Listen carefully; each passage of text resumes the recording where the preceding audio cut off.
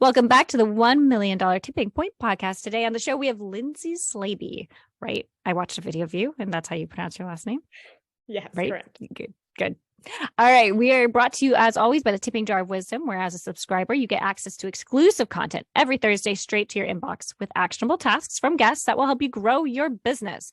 So head over and connect with me on Instagram at Virtually Kiri or LinkedIn, Kiri Mohan, and sign up through my bio. Also, if you are looking to start or grow your business, be sure to sign up for my monthly biz growth workshops, also found in my Instagram bio. So Lindsey Slaby is the founder of Sunday Dinner, a brand strategy consultancy that helps marketers reimagine their marketing organization, agency models, and overall comms strategy. She has recently been recognized by Ad Age as 40 Under 40 for 2020. Often dubbed as a CMO whisperer, her work helps executive clients stay closely connected to new ways of innovative collaboration and have a finger on the pulse of the ever-shifting advertising partner landscape. She's proud to support our partners such as Target, Goldman Sachs, Everlane, CAVA, Spin Master, and Nickelodeon, who are innovating from within as they find new ways to bring great work and partnerships to life. So welcome. Thank you so much for being on the show. Thanks for having me and for doing this series. It's amazing. I've been listening to them for the past couple days. Oh, fun. Scary fun. And we want to add to this list Fenway, right? Fenway Park. We work with Mass Mutual. Yep. Mass Mutual. Yep. Mm-hmm.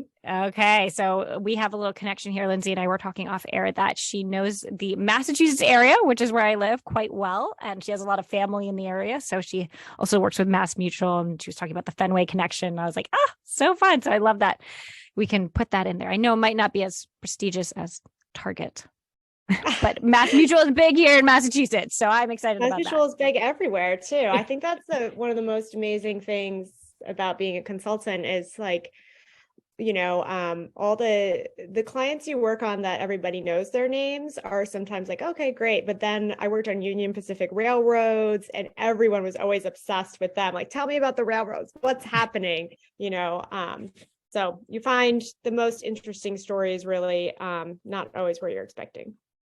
Well, when you've been working with Nickelodeon, have you ever been slimed? No.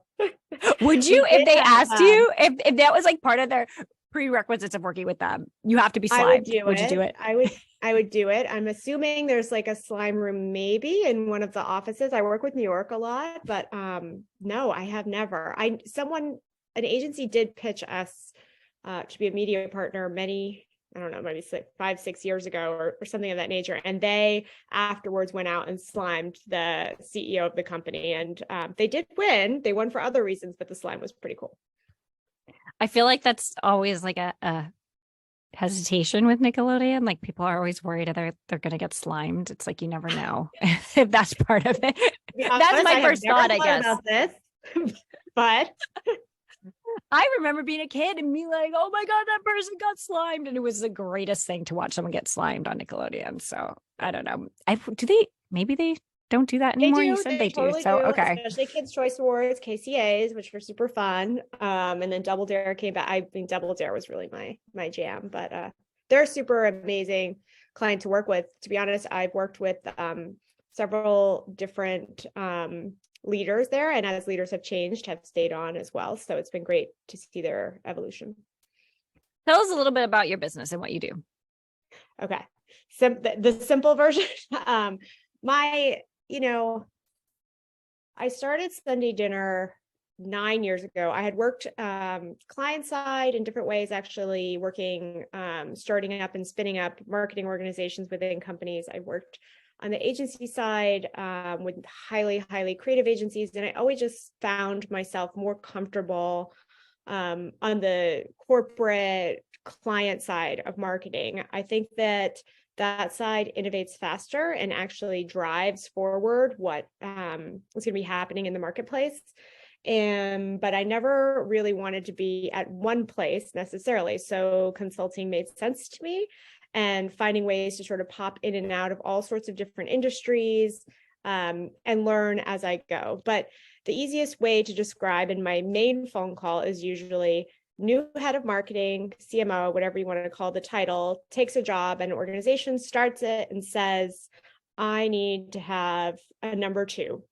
come in with me, help move things forward, help while, they're on a very specific track. Usually when you start sort of, 30, 60, 90, getting to know everyone, but behind the scenes, so many things really need to be in motion, building like foundational marketing strategy and plans, evaluating the marketing spend. Where are we spending all of our money? There's always the question too of like, who are our audiences? Are we even talking to the right people? And then more so recently as well for me, and I think based on a lot of things changing in the economy, has been, structure, and thinking about how structure often is keeping you from your success, and how we can reorganize marketing teams, creative, technology to all work better together. And that parlays into thinking about in-house teams and external agencies.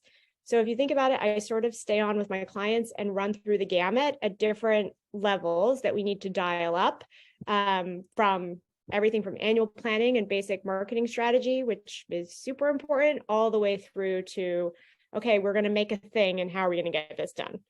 And again, I would say more recently, certain areas definitely have dialed up more based on what the needs are in front of marketers today. Speaking of that, I noticed in one of the videos that you were talking about trends in the industry. And so how do you keep on top of all these trends and the needs of the market and what's going on?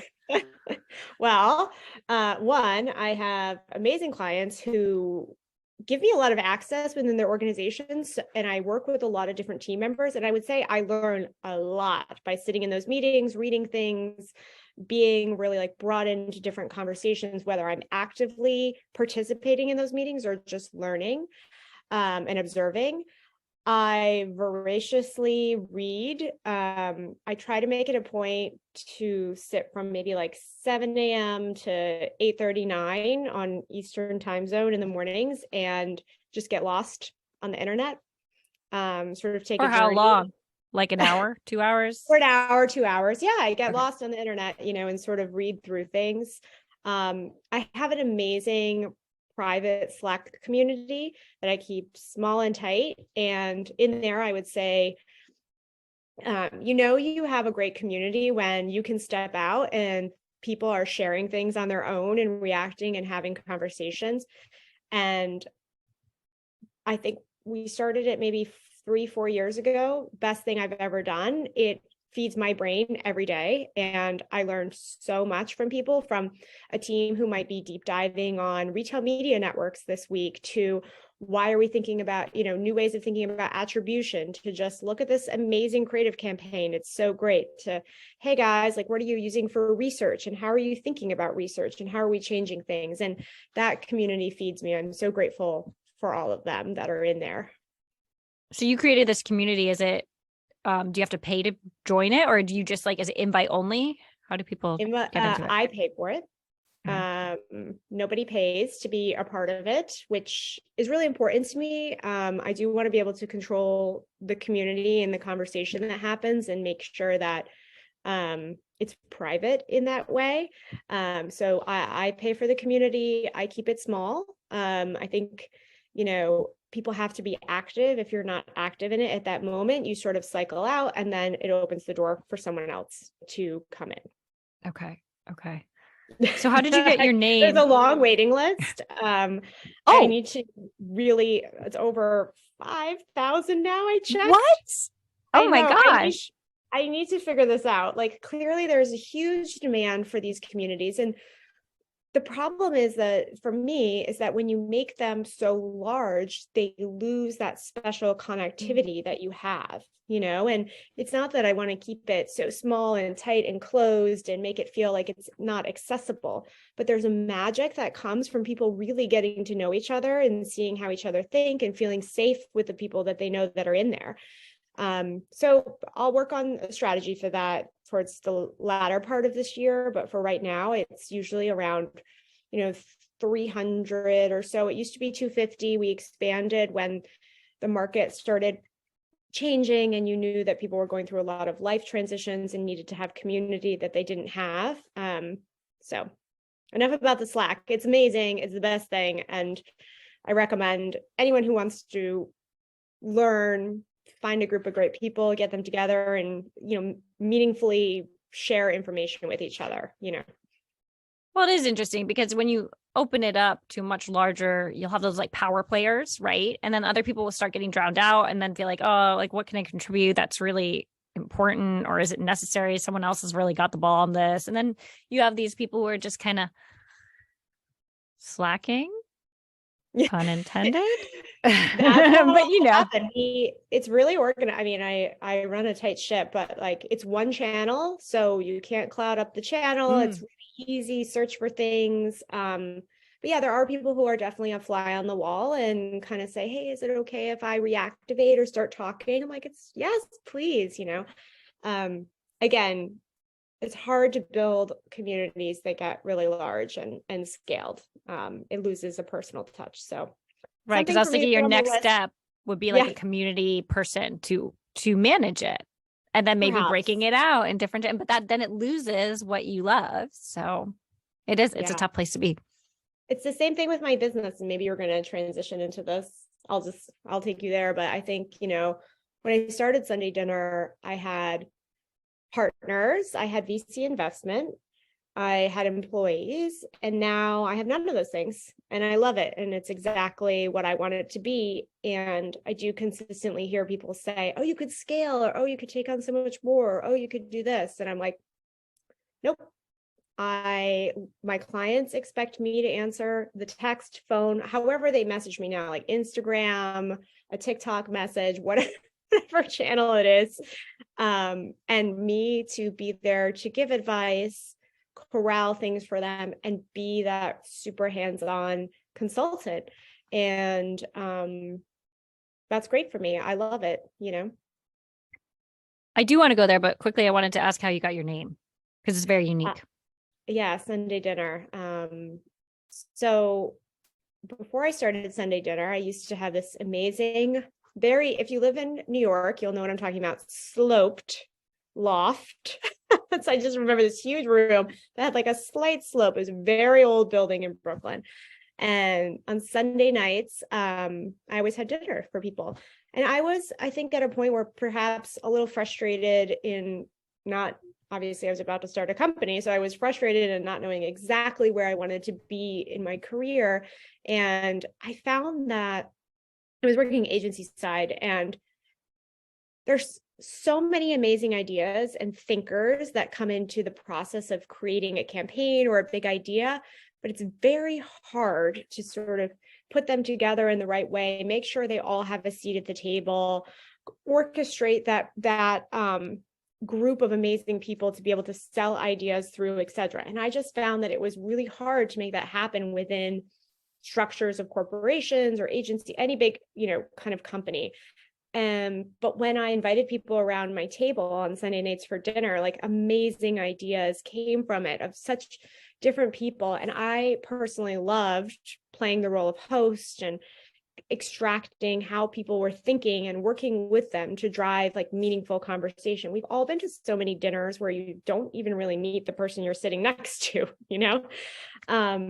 and I loved it. And I remember when I was starting my company, I think it was two friends, Graham Douglas and Todd Sawicki, who said to me, are you still going to have dinners?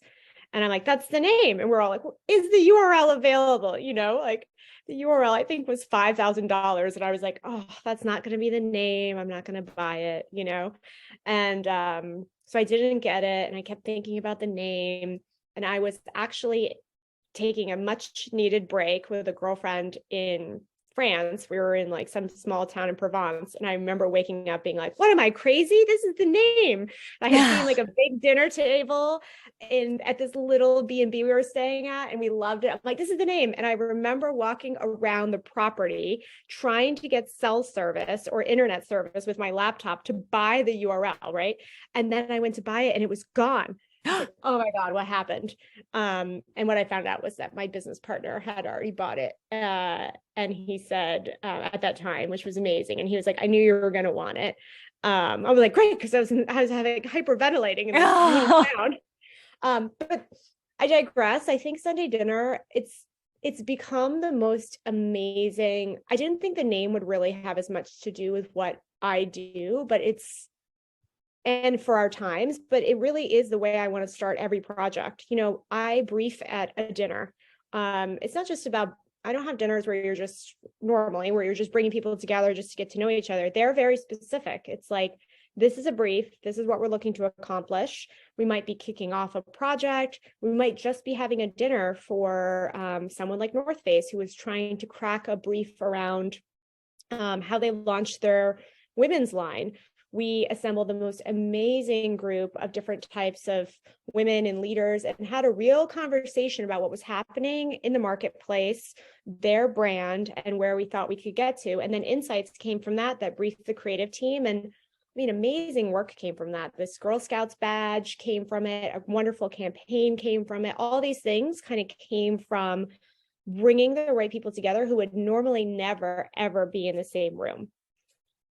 So that's Sunday dinner. That's a long story, but it is just so important to me to, shake people up a little bit and say, like, get out of the conference room, which again, now in this era that we're in has changed so much. And it's, I love that. It's wonderful.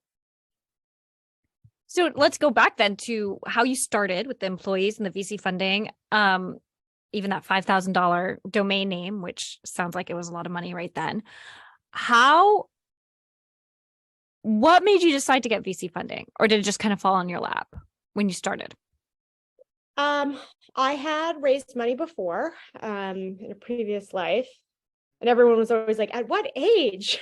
I'm like, maybe I was 26, raised several $1 million for a B2B company, and had learned at that time that, like, you don't start anything without support. And that's what I thought. I had a nest egg to fall back on, and my business partner necessarily didn't at that time. And we both decided that we would take money and move this company forward. And we just thought, this is the right way to go. It ended up, there's so many things in hindsight. I know it's always like the right thing to say, I wouldn't change anything, but I would have changed that. I would have had more confidence in myself and not felt like I needed, it wasn't a large amount of money, but it was something to set aside to say, hey, you have like a little breathing room. Not everything has to be perfect. And I liked having that confidence to be able to move forward in my business. And, I don't think I'd be here without it, to be honest, but I don't necessarily recommend that's a starting point for everyone, especially when you're doing something that's small, on your own, non-entrepreneurial. It takes a while to figure out what you really want to be when you're starting a company, though. I'm almost 10 years in, I think 10 years in actually. And I think I just kind of figured out where I wanted to be maybe 2-3 years ago. So it takes a lot of time, and having funds to do that makes you feel a little more secure. And are you still in a business partnership or no? Nope, I am not. It's just me. Are you allowed to talk about the business partnership? I can speak about it. Yeah, I don't have an NDA on anything, which was really, really important to me. I wanted to make sure that if I wanted to tell my story about how I started a company or the bumps along the road, that I could always speak about it. So yeah, that's an important thing. So I know I want to, I want to know about what you would recommend when women start with a business partnership or are thinking of evolving into a business partnership, starting a new business as a partnership. What's some advice you have for them on what could go really well, how it really works, and why sometimes it doesn't work?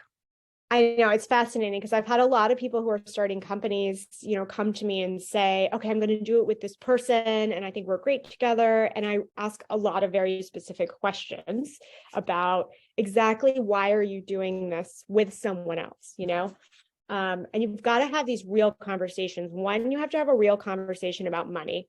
How much money do you both need to make for, let's say, just give yourself a runway of at least 6 months, maybe longer, and understand what your financials are, because that's going to stress a lot of different types of decisions. You might find out that you guys take projects just to make cash to make your mortgage or your rent, when maybe that wasn't the right thing for the business. So definitely understand each other's financial situation. And if they are different and someone needs to extract more money from the company versus you, which is what I hear a lot, figure out what the ownership is for that. There might be some sweat equity that's earned, or perhaps, what the differences are in some of the decisions and the power in controlling things. I would also say that just because you're friends doesn't mean you're going to be great partners. And I found not just in partnership, but sometimes I've brought people to work on board to work with me on a project or something of that nature. And I will work with someone who's coming out of a big company, right? Or they've just been at a large organization where they were layered and tiered and who knows what. And your first gig out of that, you might not really be prepared for what it means to run your own show. I remember working with someone, and so this is outside of the partnership, but this is just as a consultant who had come out of a company, like, great, I'm going to consult now. And I remember this person handed me a deck one night, and I'm like, what is this? Like, what is this document? It's due tomorrow. They're like, oh, can't you like send it to someone to get the deck edited and updated and designed? And I was like, you do that. We do. You make your own decks now, and that's not like, a huge knock, but it was just one of those little details where it's like, oh, I don't have a whole team. And I think the same thing, kind of happened perhaps for me in partnership and other people. Is like, if you don't see that other person really rolling up their sleeves and getting to work and doing the work, they aren't probably your partner, I think sometimes people will go, oh, well, I can do all the work and I'm going to hire I'm going to get a partner because I think they're really great at sales, right? We're all great at sales. If you're starting your own company, you got to be great at sales too, and you could contract with that person. You don't necessarily need to become partners and give away a piece of the business. Does that answer the question? Sorry, I could go. It forever. does. No, there's a lot of good information in there because I haven't really talked to anyone yet who has had a business partnership. I have someone coming up, 2 people that I'm going to interview who are both business partners right now. But I like asking these questions because it's kind of this marriage, right? It's a marriage. Yeah. And it's this section of entrepreneurship that is, like the Venn diagram. Not everyone has had a business partnership. So I like hearing and learning about it. And I actually was in a business partnership for 2.5 years. Yeah. So I know the push and pull that comes with it. Exactly. And I think sometimes people get into these situations because they're like, oh, I've seen your accolades and you look amazing and I've admired you in conferences, but you haven't really dated yet, right? You don't really know each other. And then you decide to do the most, concrete thing, which is create a partnership. And that's how you go to market in the beginning. And you're making all of these relationships when you start a business. And if you then do decide to walk away from the partnership, like I've seen, other companies, you're like, oh, where's X person? Oh, we're not partners anymore. It can have a negative perception. It shouldn't, but it does. It's like, what happened? Is everything okay? Oh, of course.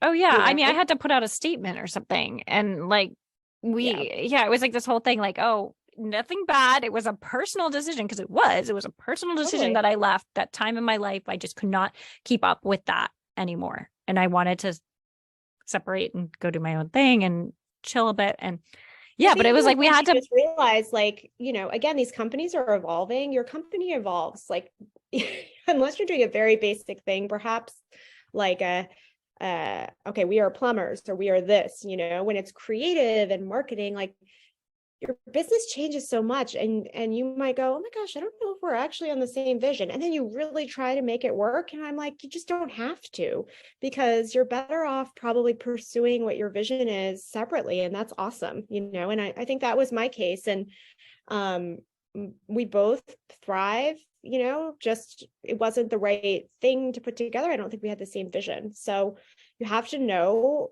how to say no to that. And I I do caution people who immediately think I need a partnership. I need a partnership for all of these reasons. There's also a massive amount of tax advantages by being by yourself and not having employees and not having a partnership. There are a lot of advantages that you can have. And I think, if you are at the end of the day, maybe just looking for a lifestyle business, then you don't need to have ownership and who gets this percentage and voting rights and all these things that kind of get created. And you're like, we're not even going to sell this. So why are we making all these documents and going through all these things about I own this piece and you own this piece, If it's a lifestyle business, then just make it work for your lifestyle and make it awesome. And that's where I think, if you decide that as a partner and you both are like, great, I'm going to take 4 weeks off, and you're not, gosh, I can't think of the right word, but it's like one person's working their ass off, to be honest, for 1 month, and you're like, I'm going on vacation. Like, there's going to be this resentment if you don't discuss the right things.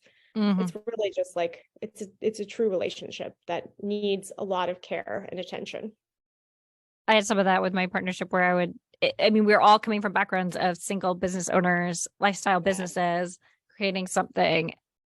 And it was never that big of a deal, but sometimes I was like, oh, hey, I'm going away. Cause that's our mentality as a lifestyle business. Like, oh, I just go away whenever I want. Right. Like, I'm going to unplug for this amount of time. And it was always like, oh, that doesn't really work anymore. Cause now I got to who's going to do my work in this partnership? Who's going to pick it up? And who's and I never, that was always like a little point that was a bit like, okay, well, now I need to be accountable to other people.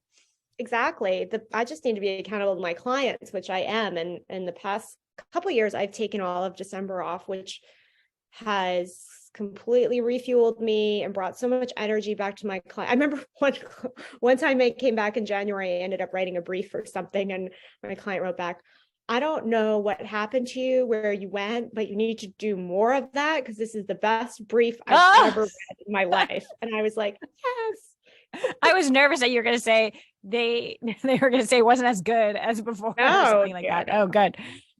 So you said that go away all the time. So you said you scaled down drastically. So do you have any contractors on your team now, or is it just you? It's just me. I love it. Sometimes I do have assistants or people who help me with slide development and research and things of that nature. And that's great. And I've had a few people over the years who are just incredible, who've actually moved on to full-time roles and doing other things. So I actually do need to find someone right now who can help on a few research projects, but it's just me. And I love it that way. And I do love, to be honest, I take full advantage of a SEP account for retirement, and that is a huge benefit. And if you have employees, even if you have one employee, you really don't get the same advantage unless you match their account. And I think that's a huge thing that some people don't necessarily think about. They immediately are like, oh, I'm going to hire an assistant full time. I'm like, do you need that? Do you care? Have you thought about how your retirement program could work? And they're like, oh, no, nobody tells me this, With a SEP, I think you can, based on what you're making, you get to put away, I think 25%, a certain percentage, up to a certain percentage, up to, is it 62,000 or 63,000? It's in the 60s. I just had a meeting with my own accountant. Exactly. You can also do a special 401k, but imagine you're coming off of a pretty big salaried job right now. And I do think that, some people are noticing there's a very senior level that is, unfortunately, a big part of the layoffs right now in the US, and people are looking at lower salaried jobs than they were making before. But if you consulted and went on your own and maxed out your SEP, your salary would be worth way more because of what you're putting into savings. Does that make sense? I think you can do 20 something or maybe up to 30 as a employee somewhere. But if you were able to put 60 aside for 2 years or 3 years, if you didn't need that cash exactly the same way, wow, that's a game changer to your future. But that, to be clear, it depends how much. It depends how much you're making, though, to be clear, as well. Depends how much you're making. Yeah, you can't put away. I don't want everyone to know, if you're making 140 and have a certain amount of contractors, you won't be able to put 60. There is a certain opportunity. There's a calculation that is done to see what the maximum amount is that you can put away. But if you can put away 60, like, great, wow, amazing. That's fabulous. And you can really have that money work for you.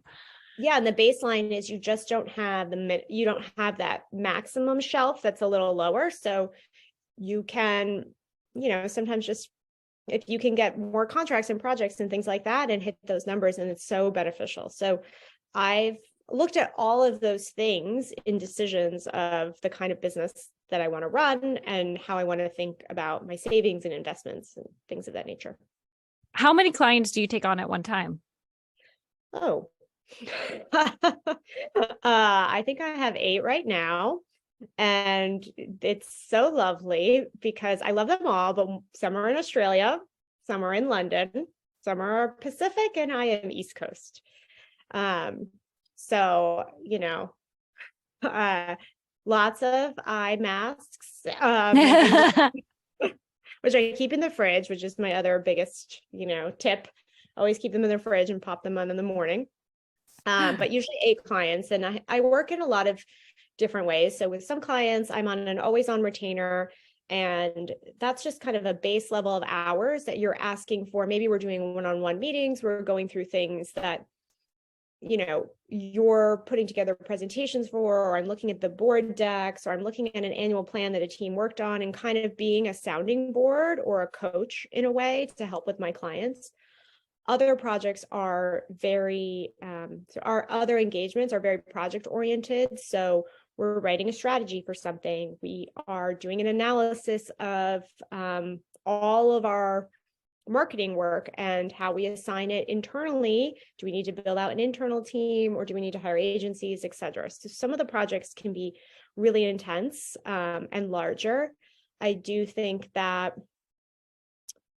you're expected to be on top of your A game as a single consultant working, I think, at this level. And that would be, I guess, sometimes where you do struggle. You need to have quiet time and space to really be producing this caliber of deliverables on your own. And that's why I was saying I am out of the city for a month, quiet, focused on getting a few big projects out the door. And don't get me wrong, I love them. I love walking around my house. I wrote something this weekend that my clients wrote me back this morning, and they were like, oh my God, so much energy. Where is this coming from? This is exactly what we were looking for. And I'm like, oh, thank God.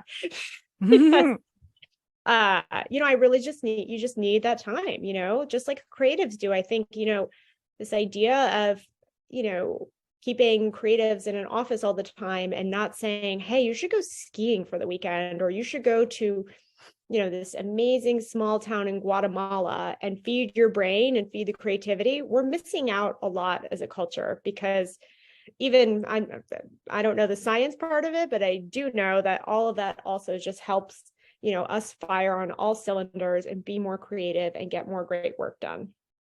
And unplugging as part of that, I think, too, is important, because it's you can't force it, right? Like, you can't. I'm not there yet. I will get there, but yeah. No, but I mean, like, if you're in Ecuador, in this random little village, it's like, it's not like you're there specifically to get like an epiphany, but there's something that happens when you take that time away and you feed yourself and like kind of not. Maybe when I say unplug, it's like that there's no like deadlines there. There's no like having to get that done in like the next 24 hours, 48 hours, or whatever it is. And I've always been a strong advocate of taking all of vacation time. If your company offers it, take it all, even if it's just a staycation and you explore your community and go biking, or I don't even know, go hiking, whatever. It's just, I think it's important. And unfortunately, the United States is really like lacking on vacation time and maternity time and paternity time and all of that. And encouraging people, even during like real work time, that you should take a group of people and go somewhere and crack this brief or solve this problem or together in a different way. Mm-hmm. I'm seeing more of that the past 2 years, but mainly just because of COVID and everybody feels slightly displaced. But maybe that's a good thing. Like I was going to say too, since COVID, I've noticed like a huge shift in like focusing on employees' mental health. And part of that has been like, you guys need to get out more. You need to break the pace. You need to get out of your house and do things for you. Yeah. which I think is important. I think a couple of years, someone asked me what my dream would be. And I've always wanted to own, sort of like a farm workshop type thing with cabins where I could have offsites and make that Sunday dinner thing really come to life for different types of workshops and bringing people together and conferences and inspiration. Whole different job, but maybe I'll noodle on it at some point in time. But I do agree really quickly with what you said about the responsibility that when you go on vacation, right? And you think like, I'm going to do all these things and I have this to-do list and I'm going to like figure out my life. I went on this amazing trip to Africa by myself and had thought that, right? And then I put that notebook down and I just enjoyed the trip, and everything came back to me when I got back here to the States. Everything came to me then.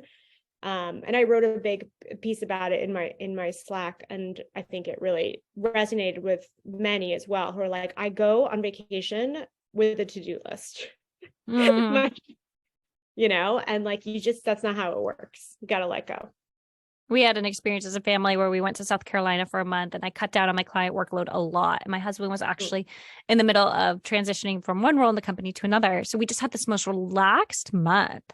And the clarity that came back from that, like, even though we were both working a little bit, like, of course. The Where clarity, were you? I have to ask. Oh, Myrtle Beach. Oh, lovely. So I'm a CFC graduate, so I gotta, Charleston. Yeah. I do. We didn't get to Charleston, unfortunately, but we just kind of hunkered down, and we didn't have a to-do list because we were there for a full month. There was like, okay, well, maybe we'll go to this place. Maybe we'll go to that place. Yeah. And it was never like, oh no, we need to squeeze everything in. And like my husband and I are like, oh gosh, we should do that again. We should do like another month somewhere and just like slow down and get that clarity we need. Anyway, I digress. I have a few other questions I do want to get in. Okay. What do you think was the most important steps you took to grow your business to $1 million?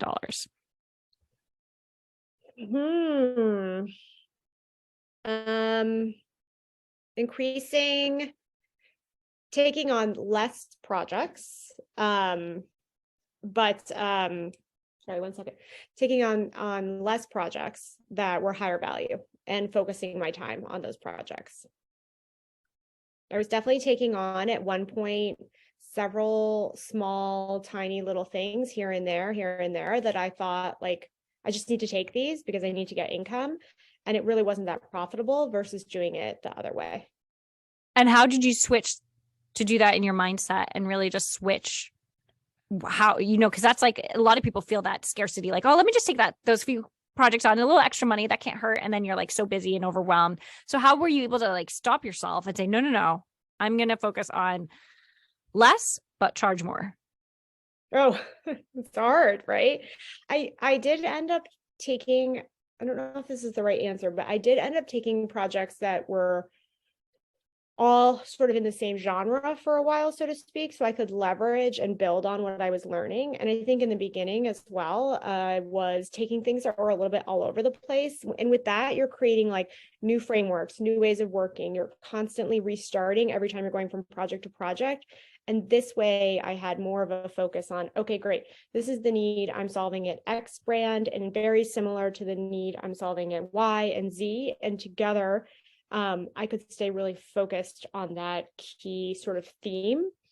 And then I moved on to something else after that, like, okay, now we're really cracking, like, how do we think about, brand planning and brand audits? And that was kind of similar. It just happens to be that when I took one of those projects on, for some reason, like the doors opened and more people knocked with the same need.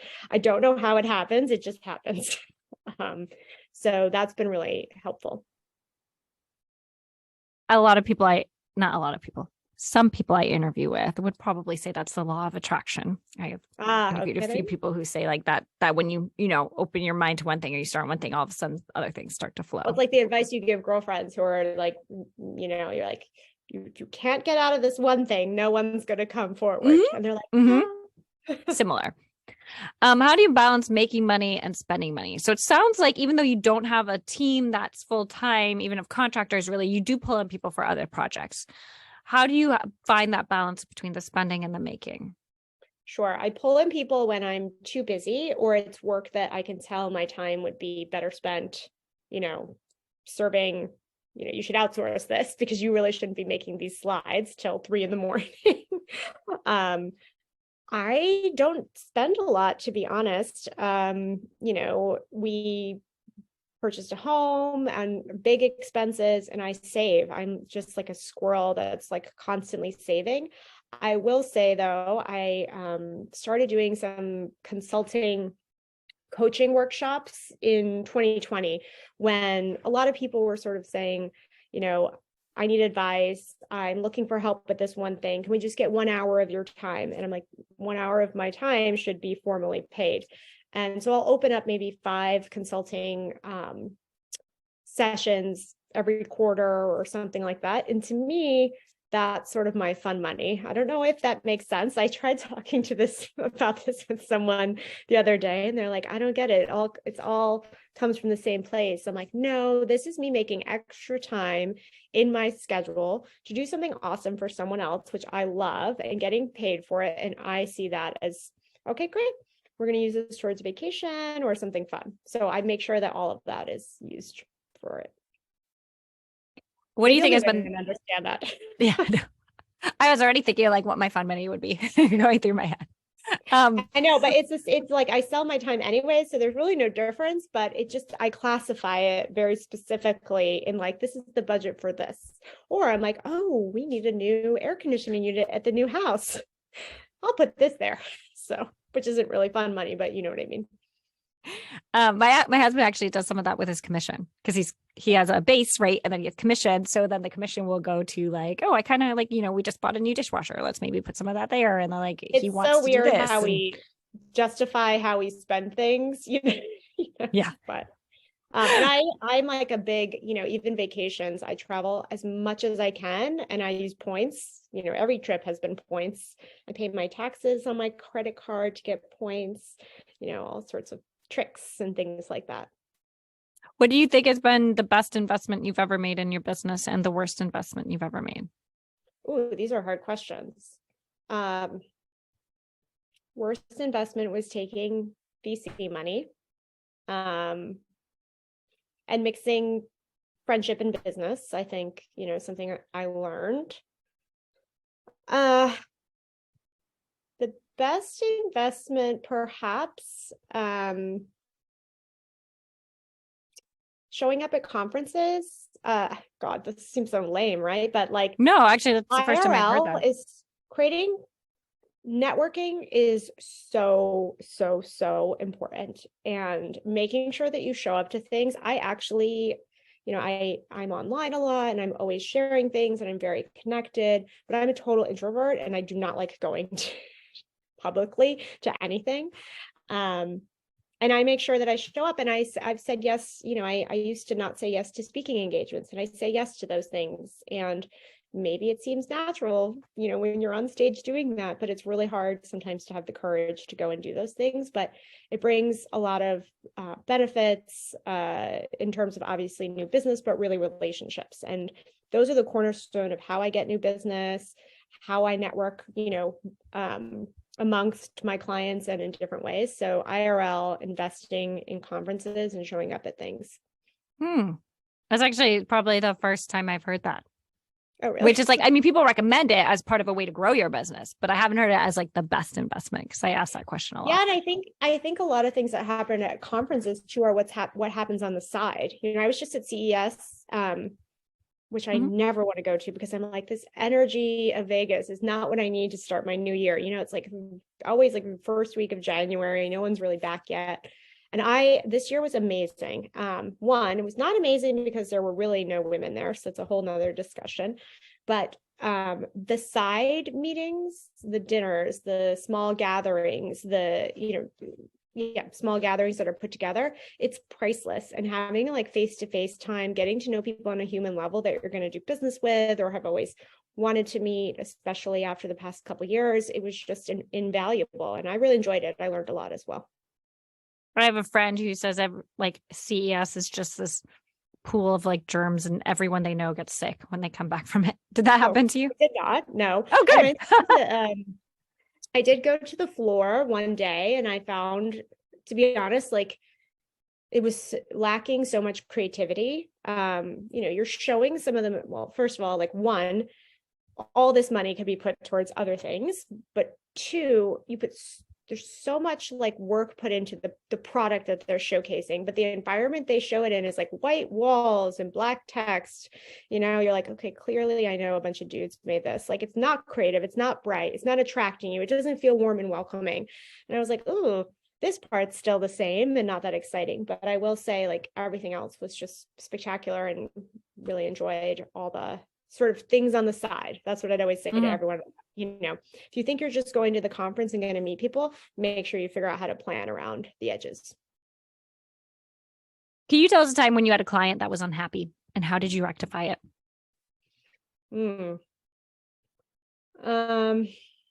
Unhappy.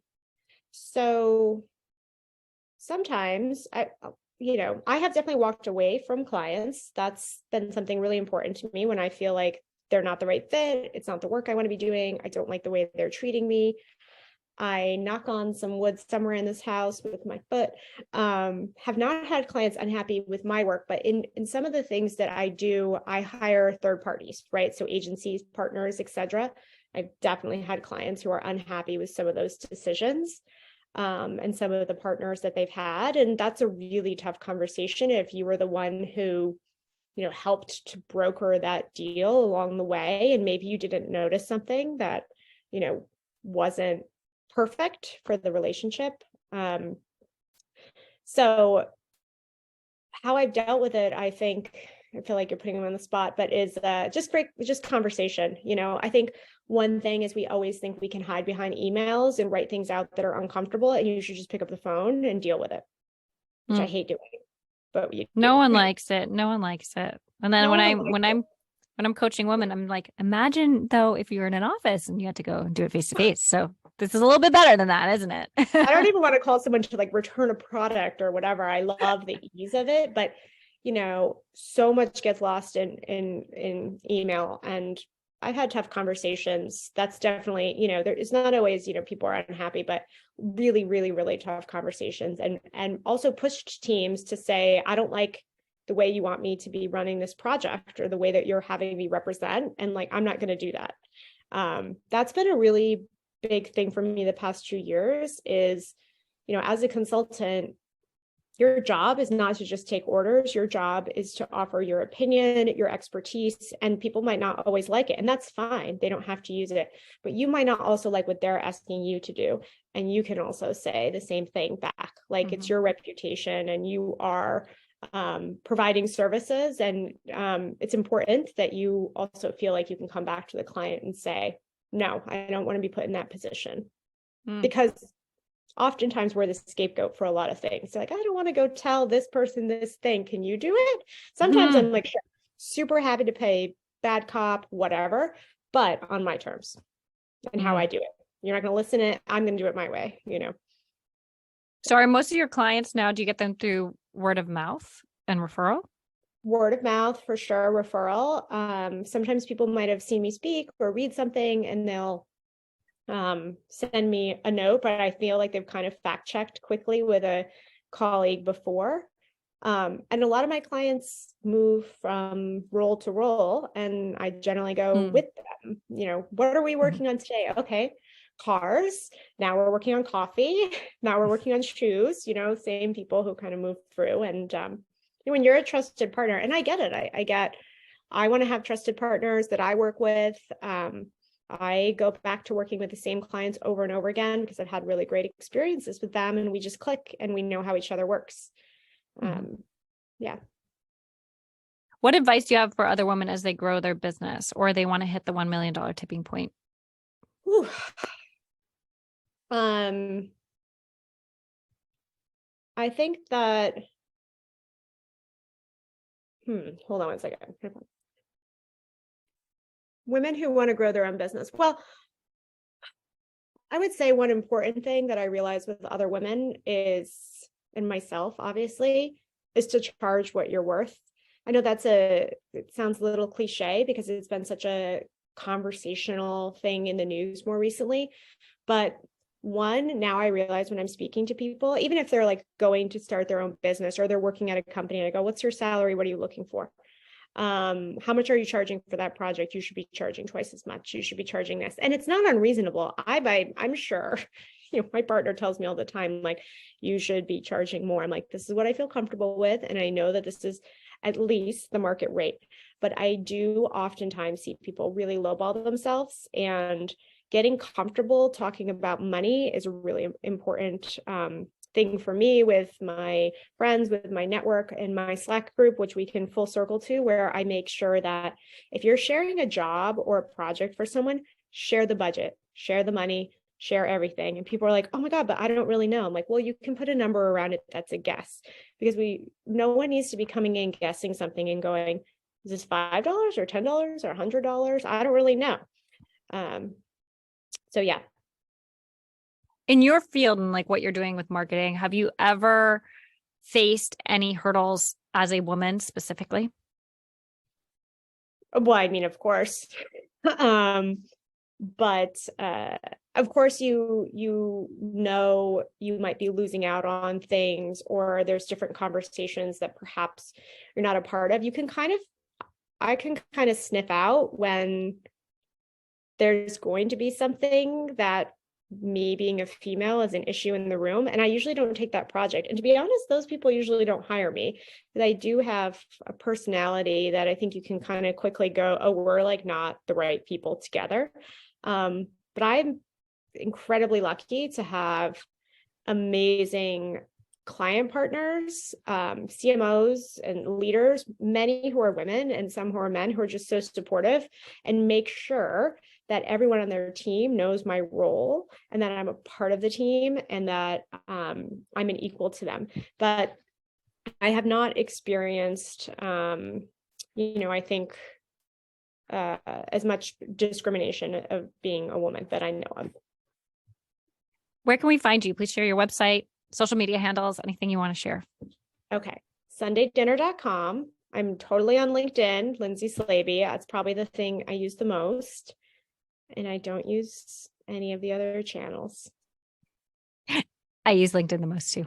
So that's good.